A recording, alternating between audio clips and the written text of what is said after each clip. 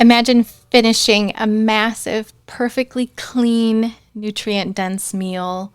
Stomach is physically full, but 5 minutes later, you find yourself standing in the front of the pantry on autopilot, staring at the shelves, your mind's racing, your brain just won't turn off. You're pacing the kitchen, wondering, why am I full, but still unsatisfied, still searching?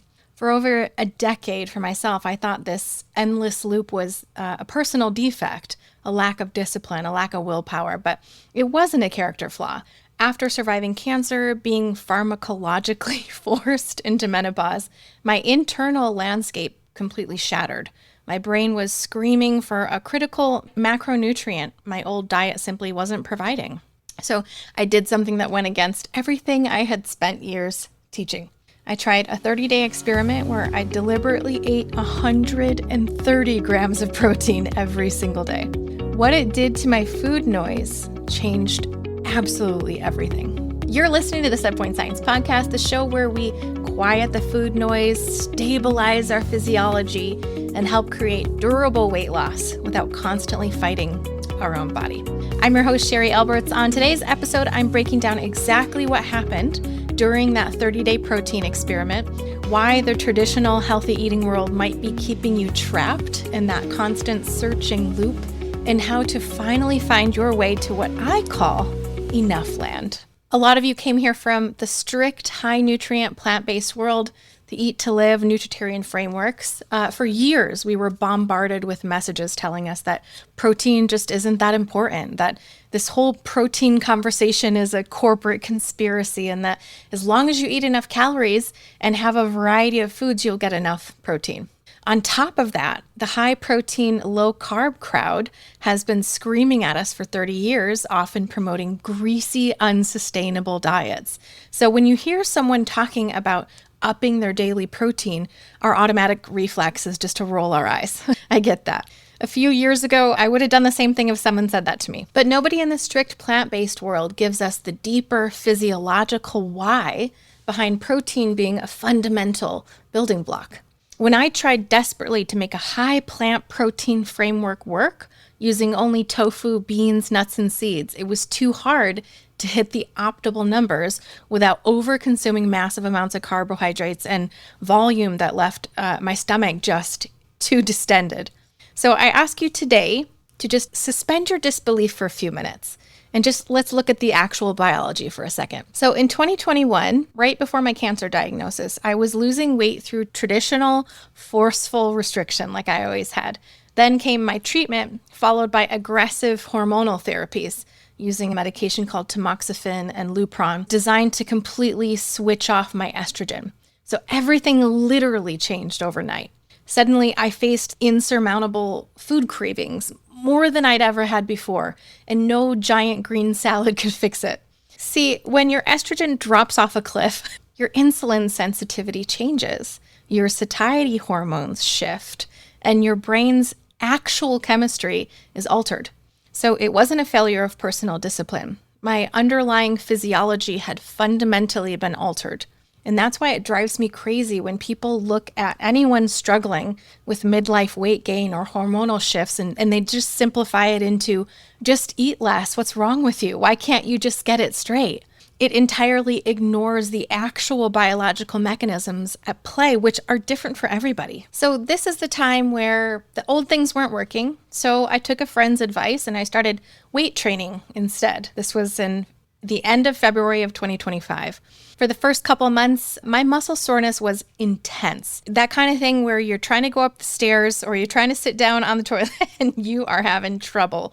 I remember holding onto the railings, trying to get down the stairs, that kind of a thing. And it was just not working with my life. I couldn't figure out how to find a middle ground. So I asked, how do you reduce muscle soreness? Answer, you need to be eating significantly more protein than you're used to repair the muscle tissue after your workouts. And I thought, wait a minute, more protein, this is scary for me. I have been coming from 10 plus years of being told that protein is bad for you. You really should not be eating that much protein. And around every corner, you see a video of some influencer saying, you don't need as much protein as they say you do, right? So I had this sort of belief, this mindset, protein is the opposite of what we're looking for. So when I'm trying to solve a problem and the answer is supposed to be more protein, I go, okay, interesting. Well, the old stuff wasn't working. Let's try a new thing. Now, it was hard for me to make this decision. I've talked about this a lot. To make the decision to increase my protein beyond what a plant-based diet would give me. And so what I did was little by little, I started adding in bits and pieces of protein here and there. And I tried to do this with plant proteins at first. Tofu, beans, nuts, and seeds, as I said.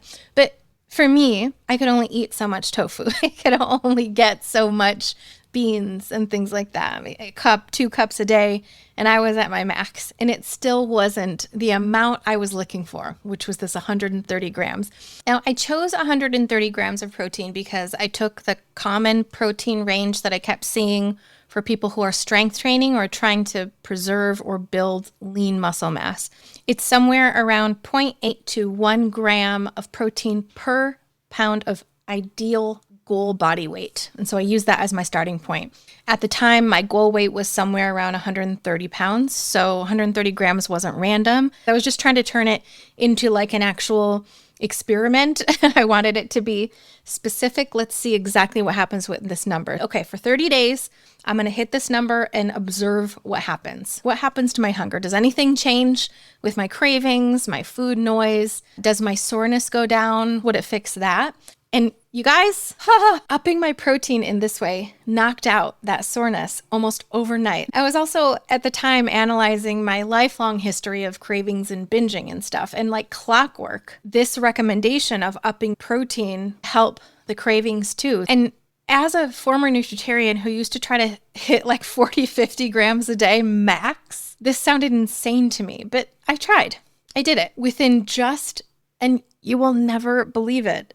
Within just a few days of consistently hitting the number, I noticed a completely unfamiliar sensation at the end of a meal.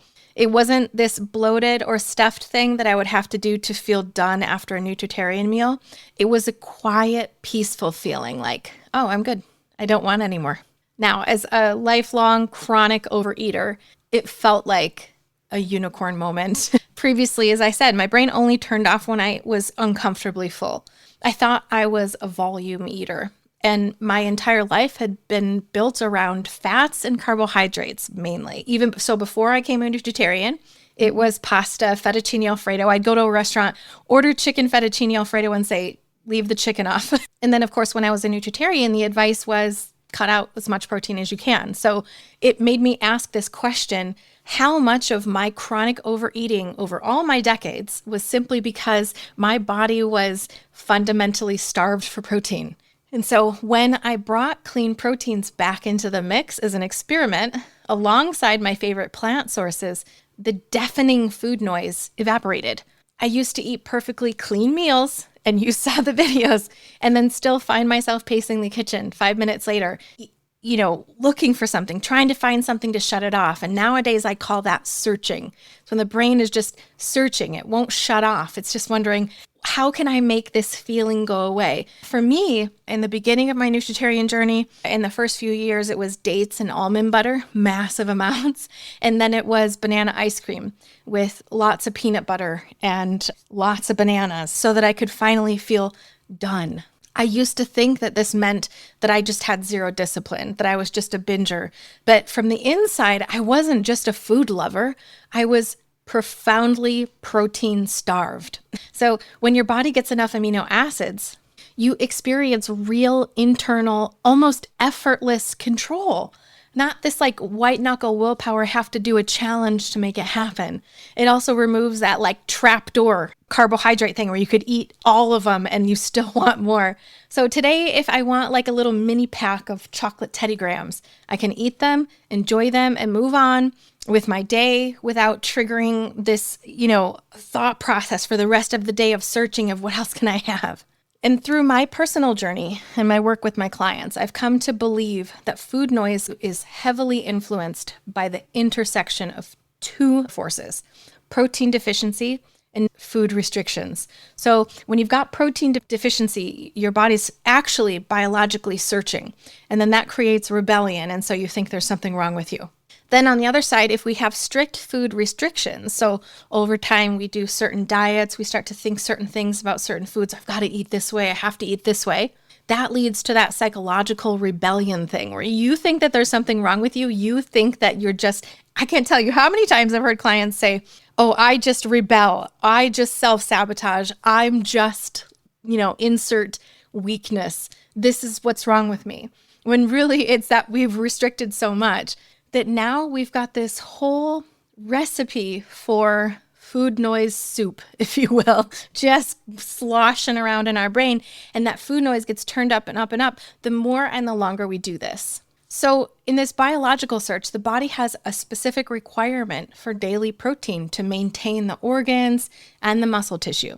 So if it's missing, your brain keeps the appetite switched on because your brain defaults to the fastest form of survival energy. Your biological protein deficiency manifests as a psychological sugar and carb craving. Overeating is almost never laziness. It's a daily combination of protein-starved physiology, restriction-driven reactants, and then just patterning and conditioning over the years. So for me, protein was the missing physical puzzle piece for my biology. But protein alone can't fix a rule-obsessed relationship with food. Instead, we have to ground ourselves in this concept that I call enough land or enough first. So when your body and your brain feel like they have enough physical protein, enough psychological freedom, that hypervigilance, that searching, the craving, all that intense activation, it finally calms down. Inside my signature program, it's called Set Point Restore, I teach women how to implement this philosophy through 4 foundational shifts. That's it, just 4 tools. So the first one is called reality planning. We're going to start exactly where your life is now. We're going to learn how to stop overeating within this current messy reality without having to change all your stress and fix these things or wait for a calm moment. We're not doing that. We start in the here and now. Then we work on food neutralization. So we systematically drain the emotional and moral charge out of food. This kind of a thing where we're going, oh, I shouldn't have this. I really have to eat this so I can live longer. I need this. I need that. We are making food neutral. And when a food becomes truly neutral in our head and in our hearts, it loses that magnetic power of calling us from the kitchen or the freezer. Now, I want to be clear that this doesn't mean we're just disregarding health and going, oh yeah, we can have ice cream all day, every day. It's going to be wonderful. No, that's not what we're saying. We're just neutralizing what we're currently eating because once we've done that, we can get the brain to begin choosing healthier from a place of I want to rather than I have to. And it seems subtle, but it is everything, this particular shift. The third thing that we work on is hunger and fullness. So we're going to retrain our body's internal off switch, which is easier to honor when your meals contain enough protein to create true satiety and you have shut down that psychological reactance. The last thing we're going to work on is a tool that I call gentle nighttime hunger. We purposefully and safely create a caloric deficit for weight loss without deprivation. So we experience manageable state of empty that only feels comfortable because we've been properly nourished earlier in the day. And then this, once all these 4 pieces come together, we come to enough land. Each of these tools systematically eliminates a different driver of overeating, including emotional eating, stress eating, boredom eating, celebration eating, all these reasons that we overeat. And once we've got those under control, your mind and body start to go into what I call enough land. It's this beautiful, calm, peaceful mental space where food just feels quiet now. Food noise is ratcheted down. So I want you to listen to what a couple of people in my Restore community have said so far about their journey. So one says, I am starting to feel so calm and peaceful around food. Things are starting to move gradually on the scale, and I am getting better at recognizing when I am in enough land. It's so freeing. And then another woman says, I actually have been able to go from having chocolate chip muffins as my absolute worst trigger food to something that is completely neutral. I am currently living in enough land most days. So if you're tired of waking up every day fighting your own physiology, I want to invite you to book a private 15-minute conversation with me. I call it a 2-step call. Step 1, we're going to look at exactly where you are right now, what your history is, current reality, and where is your food noise coming from. Step 2, we're going to collaboratively identify 2 clear, practical, immediate steps that you can take to move your journey forward. We are going to look and see if the Restore program is right for you at this time or potentially private coaching. And then the other thing we're going to do is we're just going to find 1 or 2 things that you can specifically do right now. If you're not ready to join my programs, what can you do today to move forward? So you can book a 2-step call with me at setpointscience.com/2step, TWOSTEP. Okay, final thoughts. We are allowed to update our perspectives as we grow and receive new, undeniable data from our bodies. When I committed to 130 grams of protein for 30 days, I didn't just fix my gym recovery. I quieted my brain, and I shut off that search loop, that searching for good. And this was back in May of 2025 is when I started the protein experiment. And I'm still doing it to this day. Now it's June of 2026. I don't hit 130 grams every day. It is my goal, but I at least try to get 100. And that's pretty simple for me nowadays because of the habits I've put into place. And how is my food noise? It's practically non-existent. It's incredible. Many of you have known me for years and seen this food noise thing and seen this banana ice cream thing and the dates and the peanut butter and why am I still binging and things like that. So to be able to shut off food noise or at least lower it to what I call, this is silly, but I call it downstairs hunger because I live in a 2-story house. So it's the idea of, you want something, you kind of want a little something, but like it's all the way downstairs. You're not going to get up and get it. That's what I call downstairs hunger. You might still have interest in having extra things, but it's not strong enough for you even to act on it. So I want you to stop trying to solve this biological shortage with willpower and then calling yourself the problem. You nourish yourself to enough land, reduce your reactance, and create that peaceful calm that you're really looking for. Go to setpointscience.com/2step to book your 15-minute call with me. And until next time, remember, you're not broken because your brain has been loud around food. Sometimes the path to quieting that isn't about discipline or willpower. It's learning how to finally feed yourself enough. See you in the next episode.